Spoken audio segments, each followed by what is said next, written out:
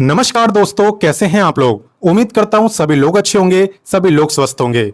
मेरे को तो आप लोग जानते होंगे, नहीं जानते तो जान जाओ। मेरा नाम है विवेक और मेरा काम है डेली आपके लिए 2 वैकेंसी बताना। आपको पता होगा कि पहली वैकेंसी मैं आपको सुबह 10 बजे डेली रोजगार विद विवेक चैनल पे बताता हूं। उस चैनल का लिंक मैंने वीडियो डिस्क्रिप्शन में दे भी दिया है। अगर आपने अभी तक सब्सक्राइब नहीं करा तो सब्सक्राइब कर लेना।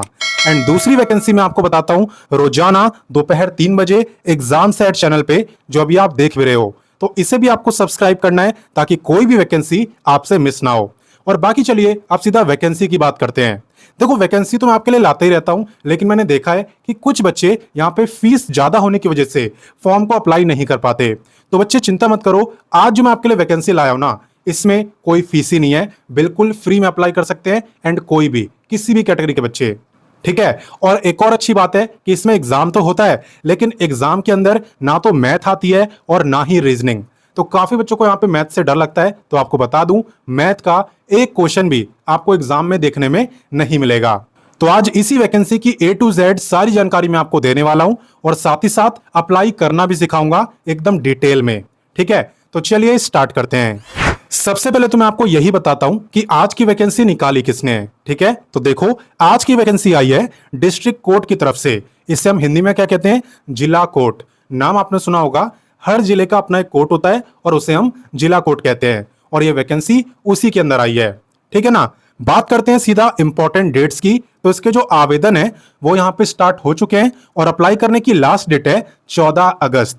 हालांकि आपको लास्ट डेट का इंतजार नहीं करना है, क्योंकि तब तक काफी देर हो जाएगी। अगर आप 14 अगस्त को अप्लाई करोगे तो कोई फायदा नहीं होगा। ऐसा मैं क्यों बोल रहा हूं या आगे वीडियो में बताऊंगा, लेकिन इस बात को याद रखना कि आपको लास्ट डेट से पहले फॉर्म भरना है, ठीक है ना। वैसे भी देखो, यहाँ पे फीस की बात करें तो फॉर्म भरने की कोई फीस नहीं है। और बात करें कि आपका एग्जाम कब होगा, तो फिलहाल के लिए यहाँ पे एग्जाम की डेट अनाउंस नहीं करी है, या आपको बाद में इंफॉर्मेशन दे दी जाएगी, ठीक है। क्लियर। तो चलिए आगे बढ़ते हैं। नेक्स्ट बात करते हैं एलिजिबिलिटी की, क्वालिफिकेशन की। तो देखो, यहां पे कोई भी ग्रेजुएट क्लर्क के लिए अप्लाई कर सकता है। क्लर्क का काम तो आपको पता ही है कि भाई कंप्यूटर पे होता है, डेस्क जॉब है, मेल फीमेल दोनों के लिए बेस्ट है। और कौन अप्लाई कर सकता है, कोई भी ग्रेजुएट। आपने चाहे साइंस में कुछ कराओ, चाहे कॉमर्स में, चाहे आर्ट्स में, आप तीनों अप्लाई कर सकते हो। बस एक कंडीशन आपको फुलफिल करनी है।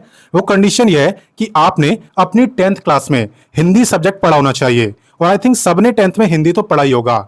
वैसे यहाँ पे एक और लैंग्वेज मांगी गई थी, लेकिन ऑप्शन है, आपने दोनों में से कोई एक लैंग्वेज पढ़ी होनी चाहिए। तो वो आपने नहीं पढ़ी होगी, मुझे पता है, इसलिए उसके बारे में मैं आपको बता ही नहीं रहा, ताकि आप कंफ्यूज ना हो। आप बस इतना याद रखो कि 10वीं में अगर आपने हिंदी पढ़ी है और आप ग्रेजुएट हो तो आप क्लर्क बन सकते हो, ठीक है ना। बाकी देखो, यहाँ पे की बात करें तो पे आपका लगभग इतना यहाँ पे रहने वाला है। तो पे भी काफी अच्छा है, कम नहीं है। बाकी चलिए आगे बढ़ते हैं और बाकी जानकारी लेते हैं। अब मैं आपको बताता हूं एज लिमिट के बारे में। और ध्यान देना, एज काउंट कब से हो रही है। एज इसकी काउंट हो रही है 1 जनवरी 2025 से। यानी कि आपको यह चेक करना है कि भाई 1 जनवरी 2025 को मेरी एज कितनी थी। अगर आपकी एज 18 से 37 साल के बीच में आ रही है तो आप इस वैकेंसी में अप्लाई कर सकते हो। और बाकी हाँ, यहाँ पे 2 कैटेगरी को अलग से रिलैक्सेशन मिलेगा। एक तो है ओबीसी। ओबीसी वालों को 3 साल का रिलैक्सेशन मिलेगा, यानी कि ये 40 साल तक अप्लाई कर सकते हैं। और वहीं पे दूसरा रिलैक्सेशन मिलेगा फिजिकली हैंडीकैप्ड को 10 साल का, यानी ये लोग अप्लाई कर पाएंगे 47 ईयर तक। क्लियर। तो चलिए आगे बढ़ते हैं। अब नेक्स्ट हम बात करने वाले हैं सिलेक्शन प्रोसेस की। देखो, सबसे अच्छी बात है कि एग्जाम को क्वालिफाई करने के लिए आपको मिनिमम 40% मार्क्स यहां पे लाने हैं, जो कि ज्यादा नहीं होते। हालांकि ये मिनिमम है, बाकी आप जितने ज्यादा लाओगे उतना ज्यादा बेस्ट है। इसके भरोसे नहीं बैठना कि हमें 40% ही लाने हैं, आपको अच्छे मार्क्स लाने हैं, ठीक है। बाकी एग्जाम की बात करें तो यहाँ पे आपका रिटन एग्जाम होगा, जिसके अंदर एमसीक्यू टाइप के क्वेश्चन आपसे पूछे जाएंगे, ठीक है ना। यहाँ पे देखो, 50 क्वेश्चन होंगे आपके जनरल नॉलेज यानी कि जीके के, और 50 क्वेश्चन होंगे आपके इंग्लिश के।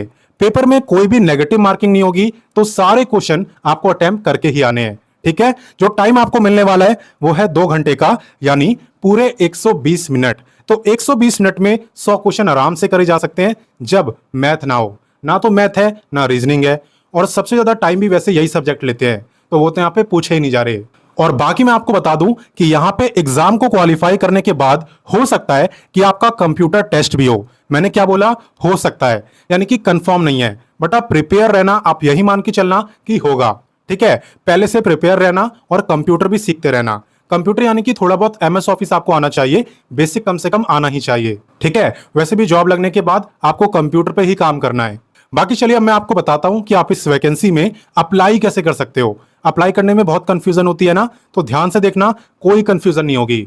देखो, सबसे पहला आपका काम है वीडियो के डिस्क्रिप्शन में जाना, वहां पे आपको व्हाट्सएप का लिंक मिलेगा, तो आप व्हाट्सएप से जुड़ जाना, क्योंकि व्हाट्सएप पर मैं आपको notification, application form, official website, ये तीनों चीजें देता हूं और ऑलरेडी दे भी चुका हूं। तो जब आप व्हाट्सएप पे जाओगे तो आप देखोगे कि आपको नोटिफिकेशन का लिंक दिया है। तो सबसे पहले आप नोटिफिकेशन को ओपन करना, उसी के अंदर आपको यहाँ पे एप्लीकेशन फॉर्म मिलेगा। ठीक है ना, मैं आपको दिखाऊंगा भी फॉर्म को कैसे भरना है, उसी के अंदर फॉर्म है। दिखाऊंगा क्या, चलिए दिखाई देता हूं। तो देखो, यही आपका एप्लीकेशन फॉर्म है और ये आपको नोटिफिकेशन के सबसे लास्ट पेज पे दिया है। तो आपको इसका प्रिंट आउट निकालना है और उसके बाद पेन से इसे भरना है कैपिटल लेटर्स में। सबसे पहले यहाँ पे आपको अपनी पासपोर्ट साइज की फोटो चिपकानी है और उसके बाद यहाँ से फॉर्म फिल करना है। बहुत बेसिक सा फॉर्म है, आप आराम से फिल कर सकते हो, जैसे अपना name, father name, date of birth, age, ये सब आपको बताना है, ये सब आप बता ही सकते हो। बाकी यहाँ पे आपको अपनी क्वालिफिकेशन, अपने एजुकेशन के बारे में बताना है। वैसे तो उन्होंने ग्रेजुएशन ही मांगा है, लेकिन अगर आप पोस्ट ग्रेजुएट हो या और कुछ भी किया है तो उसके बारे में भी बताना। और जब आप यहाँ पे पूरा फॉर्म भर लो तो यहाँ पे आपको अपने सिग्नेचर करने हैं। ठीक है, तो बहुत छोटा सा फॉर्म है, 10 मिनट के अंदर आप आराम से भर लोगे। और बाकी अगर ना समझ आए कि किसी कॉलम में क्या भरना है तो कमेंट करके मुझसे पूछ भी सकते हो। तो जब आप यहाँ पे फॉर्म वगैरह को भर लो, उसके बाद आपको क्या करना है, उसे एक लिफाफे में डालना है, यानी एक एनवलप में, और उसी के अंदर अपने बाकी डॉक्यूमेंट्स की फोटो कॉपी भी डालनी है, जैसे कि आपकी मार्कशीट, आधार कार्ड, पासपोर्ट साइज की फोटो वगैरह वगैरह। ठीक है, सबकी फोटो कॉपी डालनी होती है, ओरिजिनल नहीं। इतना सब करने के बाद आपको अपने एनवलप के बाहर ऊपरी हिस्से पे लिख देना है application for the post of clerk. ठीक है, ये लिखना मत भूलना कैपिटल लेटर्स में। और जब इतना काम आप कर लो, उसके बाद आपको अपने एनवलप को यहाँ पे सेंड करना होता है गिवन एड्रेस पर थ्रू स्पीड पोस्ट। ठीक है, स्पीड पोस्ट के थ्रू भेजोगे तो जल्दी पहुंचेगा। वैसे भी आपका एनवलप जो फॉर्म भरने की लास्ट डेट है ना, उस दिन तक एड्रेस पर पहुंच जाना चाहिए। अगर उसके बाद में पहुंच रहा है तो आपका फॉर्म पहले ही रिजेक्ट हो जाएगा। इसीलिए मैं आपसे कह रहा था कि लास्ट डेट में अप्लाई नहीं करना है, उससे पहले ही अप्लाई कर देना है। अब किस एड्रेस पे आपको भेजना है, जॉब लोकेशन क्या है, चलिए बताता हूं। जो एड्रेस अभी मैं आपको बताने वाला हूं, इसी पे आपको पोस्ट भी करना है, और आपकी जो जॉब लोकेशन है वो भी यही है। आप देख सकते हो, द डिस्ट्रिक्ट एंड सेशन जज Chandigarh, new district court complex, sector 43, Chandigarh. तो चंडीगढ़ आपकी जॉब लोकेशन है। नाम तो आपने सुना ही होगा, काफी अच्छी जगह है और थोड़ी महंगी भी है, रहने का खर्चा वहां पे ज्यादा आता है। और बाकी मैं आपको बता दूं कि ये आपकी गवर्नमेंट जॉब नहीं है, ये आपकी कॉन्ट्रैक्ट बेसिस की जॉब है, जिसमें कि स्टार्टिंग में आपको 6 मंथ के लिए रखा जाएगा। हालांकि उसके बाद निकालेंगे नहीं, आपको तब तक नहीं निकालेंगे जब तक ये परमानेंट भर्ती कर नहीं लेते। और आप जानते हो कि भाई परमानेंट भर्ती करने में 1 से 1.5 साल मिनिमम लग ही जाते हैं। पहले नोटिफिकेशन आएगा, फिर बच्चे अप्लाई करेंगे, उसके बाद ये एग्जाम लेंगे, स्किल टेस्ट लेंगे, तब जाके परमानेंट भर्ती होती है। तो इसमें 1 साल तो लग ही जाते हैं। तो आप ये मान सकते हो कि 1.5 से 2 साल ये जॉब आपकी कहीं नहीं गई।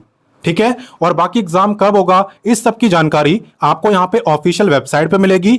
तो इसलिए लास्ट डेट खत्म होने के बाद आप ऑफिशियल वेबसाइट को चेक करते रहना आगे की फर्दर अपडेट्स के लिए।